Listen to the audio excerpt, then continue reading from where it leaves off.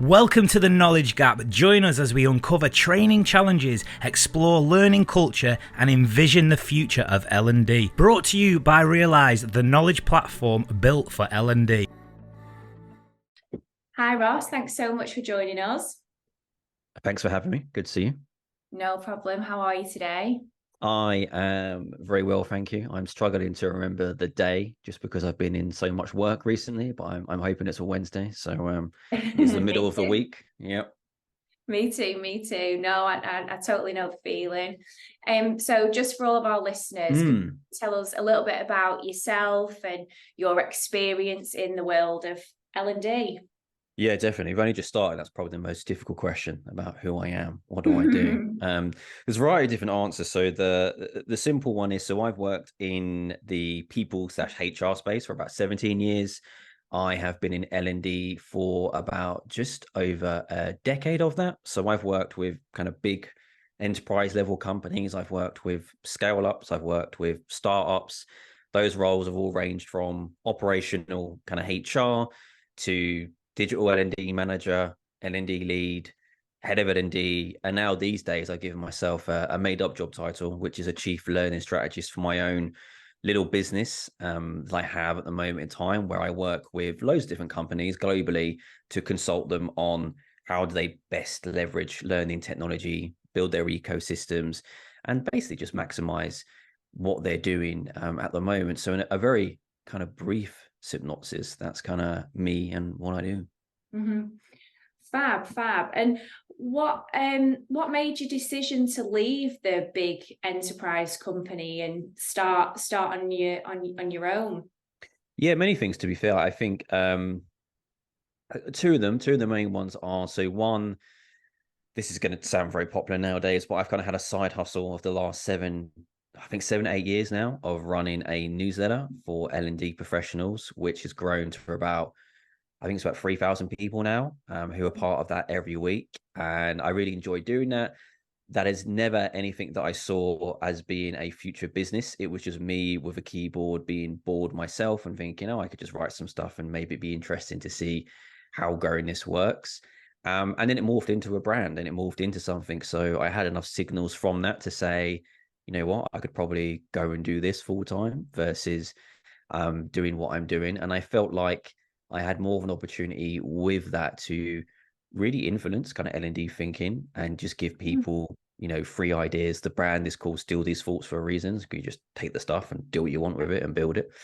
And I felt I could do more with that as opposed to what I was doing career-wise. I think when you get, 16, 17 years into something, you do find some boredom at some point, and career options play the way they play, and it was just the right time to do it. So I've pivoted into that.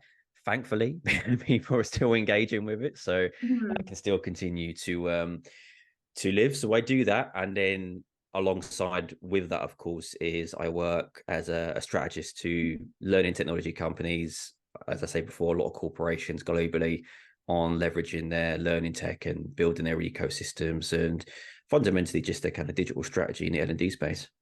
Yeah, fab.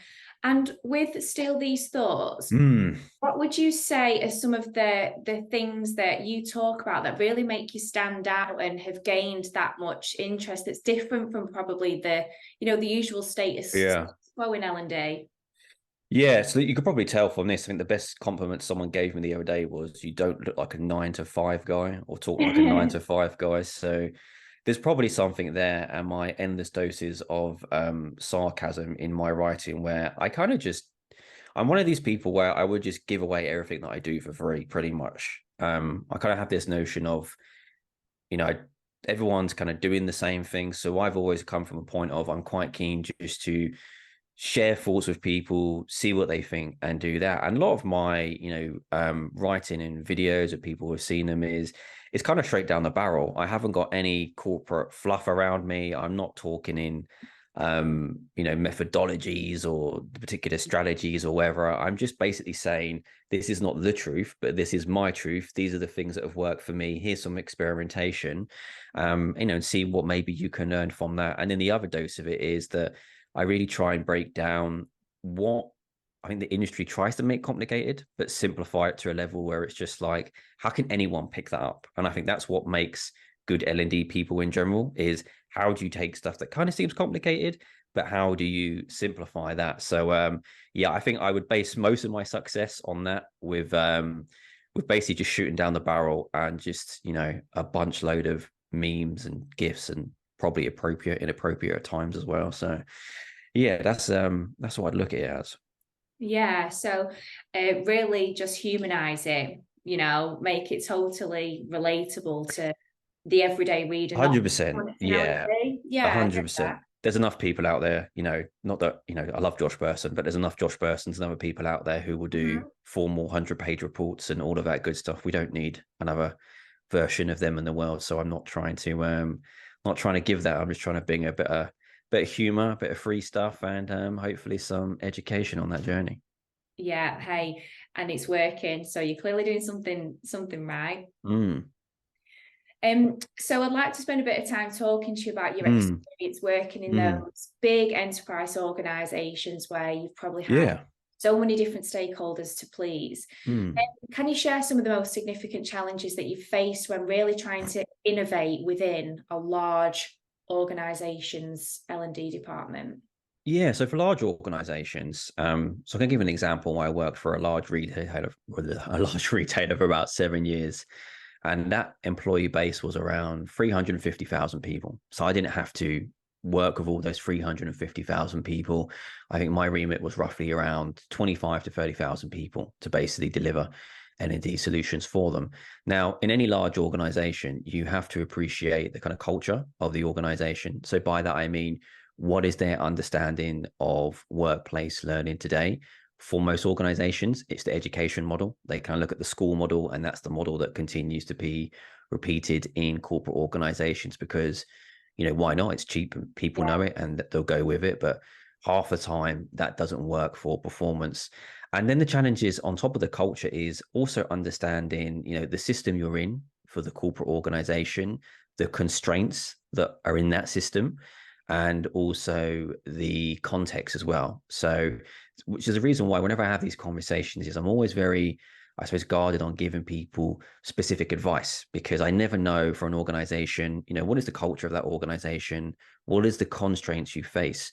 And what is the context that you have as an individual that I don't, in terms of navigating the system, or I call it kind of navigating the corporate game for that organization to enable you to deliver.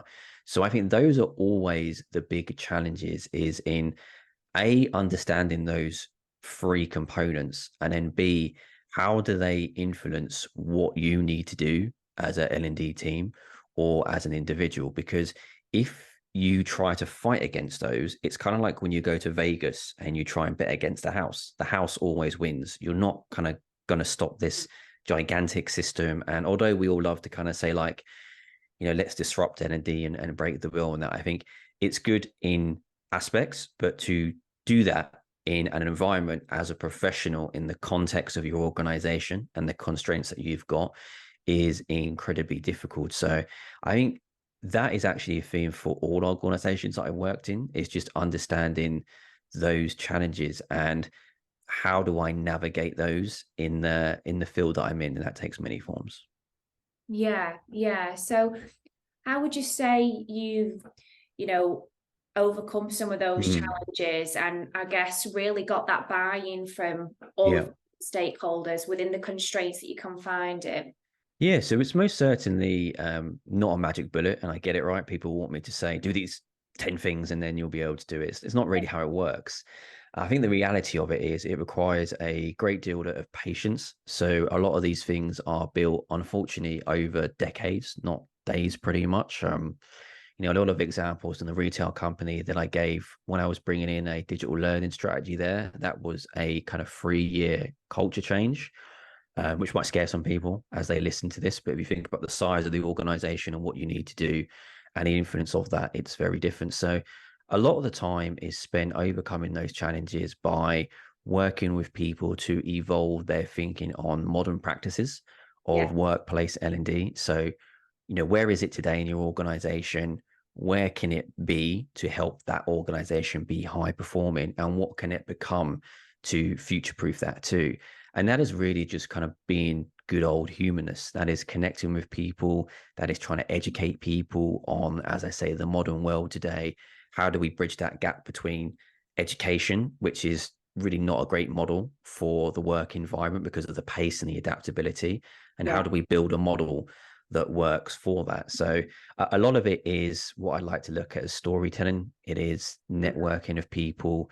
It is really building relationships. And I think that's a real core component of the L&D role, is outside of your function, building those relationships. So what you can actually do is, it always has like a dirty word, influence, but you are kind of influencing people, and you're trying to evolve their thinking. So a lot of the overcoming of the challenges really starts with that, and then fundamentally compounding that. So once you kind of get into those scenarios, having those conversations, starting to get people to think differently, it's then looking at how do you compound that and then bring that into, when you get to a design phase, how do you then design something that would kind of meet those signals that you're giving into the organization?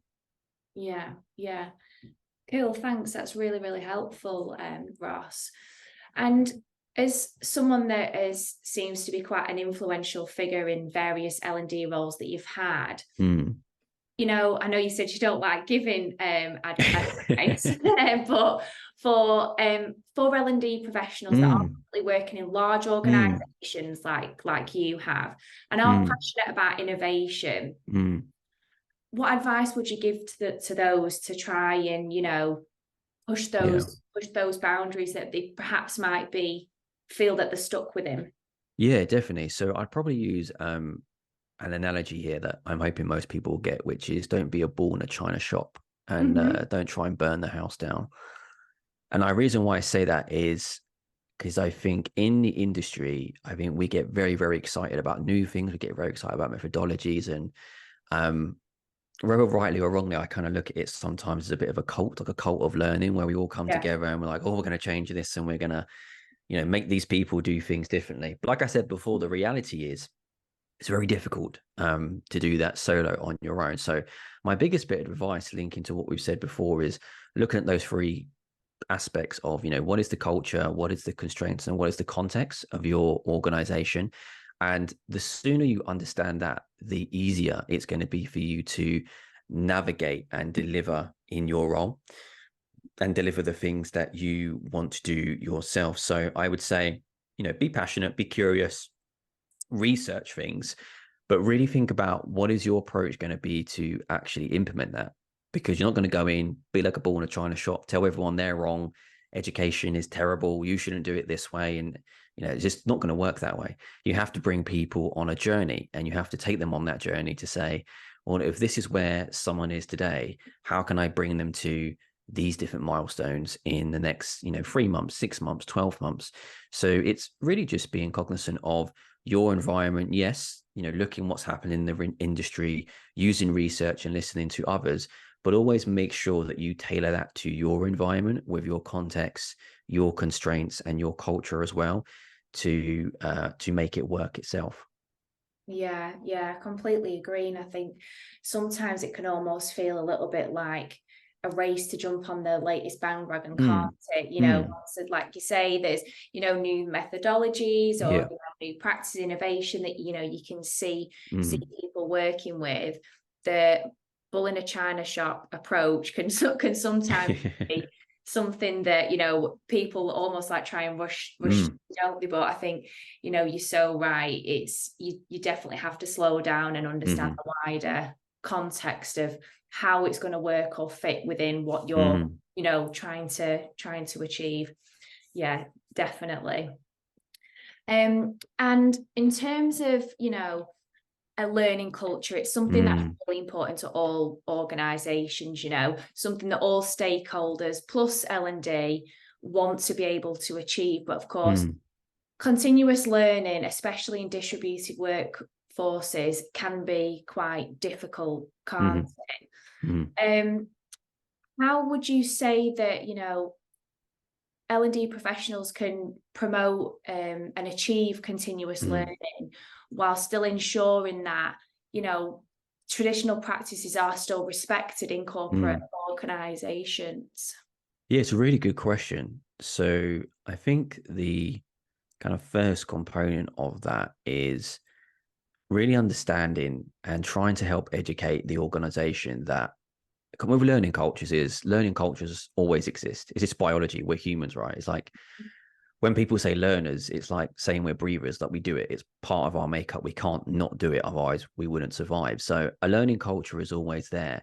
I think really when we talk about these things, it is how does the organization or the L&D team make the wider organization aware of that fact that, you know, it's always there. And then really for the organization, it's around how do they raise that awareness and how do they then, whichever way they want to, support that and you know, kind of make it more visible. So I think you never start from a blank page with learning culture. It's just how do you make more people recognize that it is happening and actually it's not a defined event? Because generally, you know, what we see happens is that if you say to someone, you know, what did you learn this year?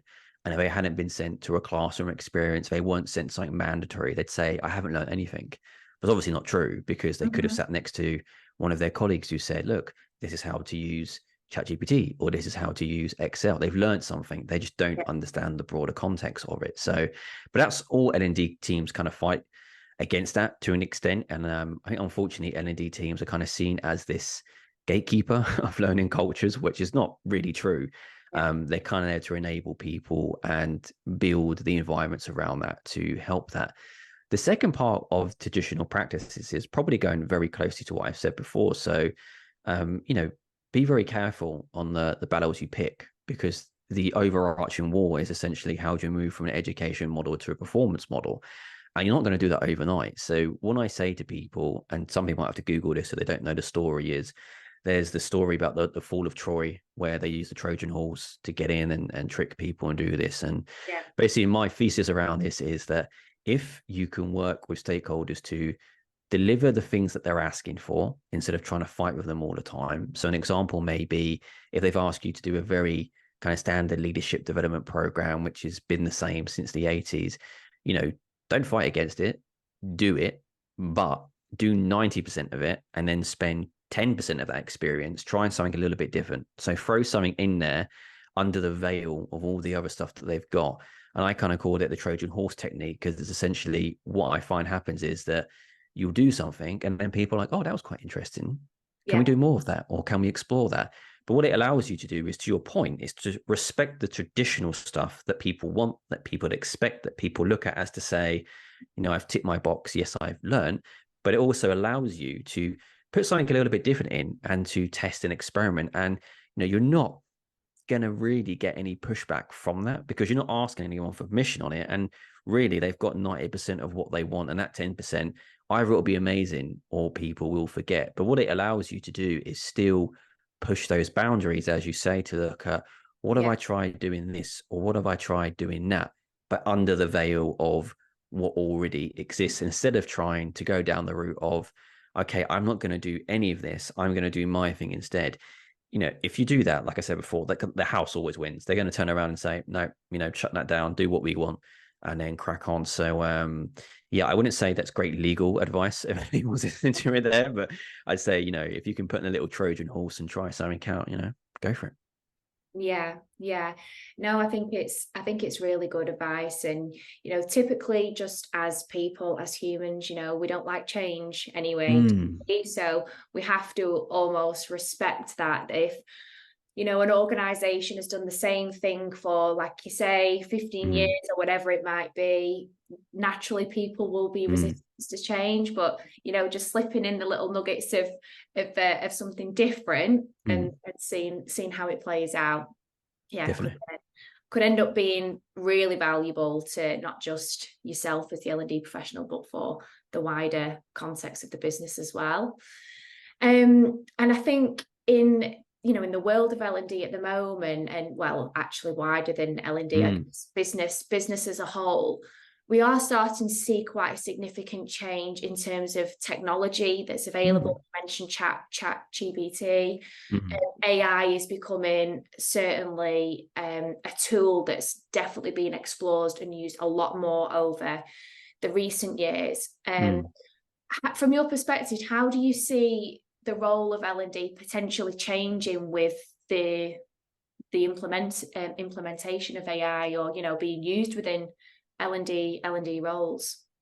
Yeah, so the honest answer is I don't know. I haven't got my crystal ball to kind of look into it, but I think if I was to make some, dubious speculation and predictions on it, I think, look, like with any new technology that comes in, we will kind of learn, what is useful for us and acquire that into the skill set and kind of discard what isn't. I think right now, and all industries see that, right? It would be your industry as well in terms of the content game, which is, everyone's saying left, right, and center that ChatGPT can do this or AI can do that.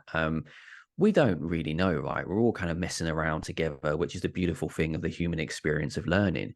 But you can see opportunities in, of course, when L&D teams are very focused on how do we help people get better at tasks, or how do we automate tasks? There's, of course, a potential opportunity for generative AI to help with some of that or support in some way. I think what is happening right now is that the usual human thing that we've discussed is massive change. We're fearing everything. We're going crazy. Oh my God, this is going to replace us and replace the world. But I think it's actually something in between, right? Because artificial intelligence in general, automation, machine learning has existed for nearly 65 years. It's just that because we've seen the first consumer-facing generative AI tool in ChatGPT, all of a sudden we've all got onto this doomsday track line every day of, it's going to stop this or it's going to stop that. We don't know. But from an L&D perspective, I think there's two forms of, one, I think will change in more of, as we always do, helping people to understand that technology in the organization. So not only understand that technology, but understand how can individuals leverage it and how can they maximize it in the particular tasks they're doing. And I think that's the missing gap right now, is L&D teams educated themselves on, what is the umbrella of artificial intelligence? I'm not saying you need to become a machine learning expert or an AI expert, but very basic stuff. And then what is generative AI? And then how can you translate that to your audience? And how can you help them understand it, as we discussed earlier, in a really simplified way that relates to what they do? And I think you then start to move that conversation from fear to opportunity. And you then start to look at educating people and then looking at what tasks that can help with. And the same on the L&D angle. It's the same thing there. It's going through your own education piece and basically practicing what you preach, because you tell other people to learn. You've got to do that yourself. And then make an assessment of, when is the right time to use those tools? Because as I say, you're either in the camp of, Terminator 2 is about to happen at any moment, or you're in the camp of, it's a beautiful thing, we're going to integrate with machines and, all of this stuff. But I think, like with any technology, it's actually looking at what is the right tool for the job. And I think the harsh truth is sometimes, generative AI is not always the right tool for the job. It's a cool tool, but it doesn't mean that it's going to be the right tool for everything you do. So again, it's really about taking a step back as an L&D professional, assessing, technology as it comes, because there'll be other stuff. I'm sure the metaverse will rear its head again at some point in the future, and more VR technologies. And it's doing what you always do. It's trying to take that mindset of curiosity to understand, what is this thing? What does it do? And where may it be appropriate to use? And then as an L&D team, you can do that. And you can also best help your organization in that place. So I think that's probably my very political answer to that question. No, it's a really good answer. And I think I definitely agree with you in the sense that AI can never replace the human aspect of L&D.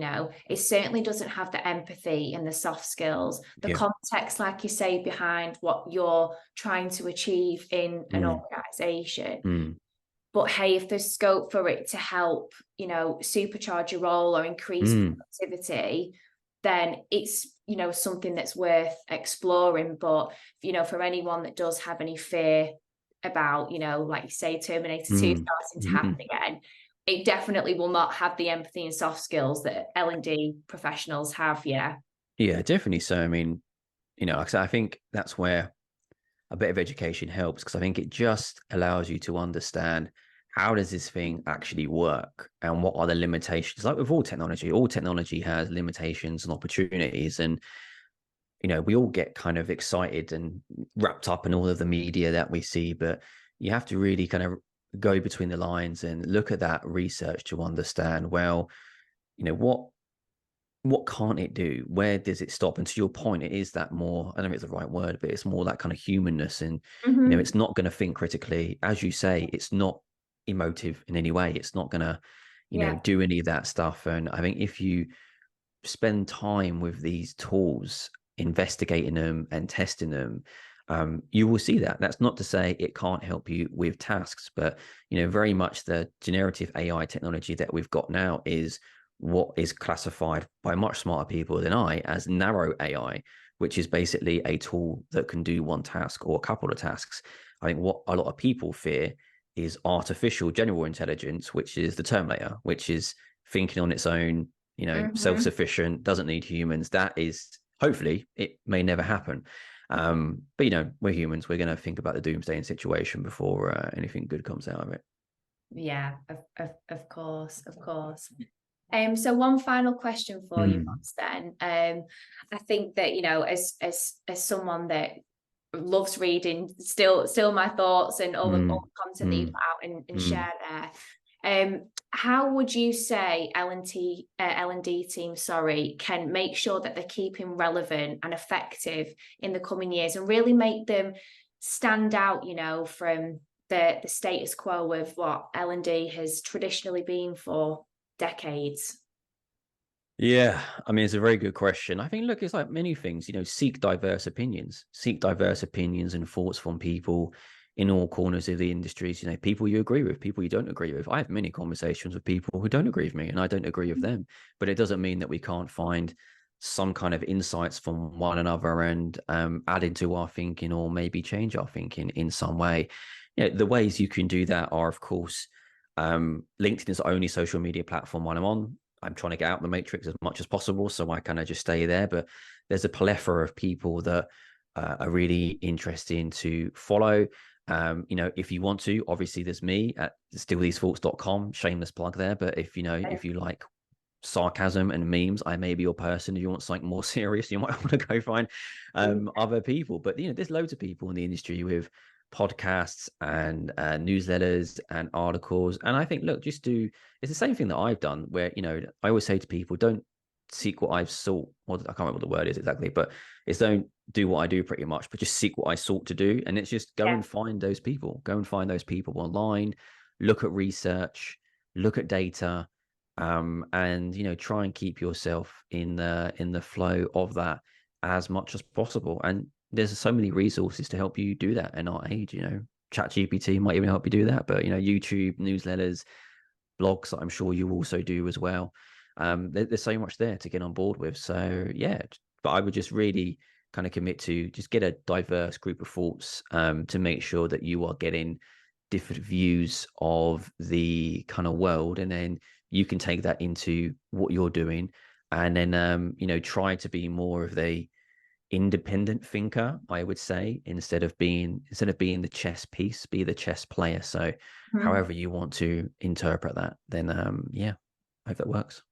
Yeah, great. And I think, you know, quite often some people within the L&D space almost put that little bit of pressure on themselves, like you said before, to be that gatekeeper of knowledge and expertise, and that you know, you have to have the answers and for everything. And, you know, you're so right, sometimes you have to actually seek and learn that knowledge from elsewhere, because although you might be an L&D professional, we don't know everything, do we, at all? No, definitely so. And you're right on that point. I mean, you know, when I was leading teams previously, I always said to my teams, look, we're not people's gurus.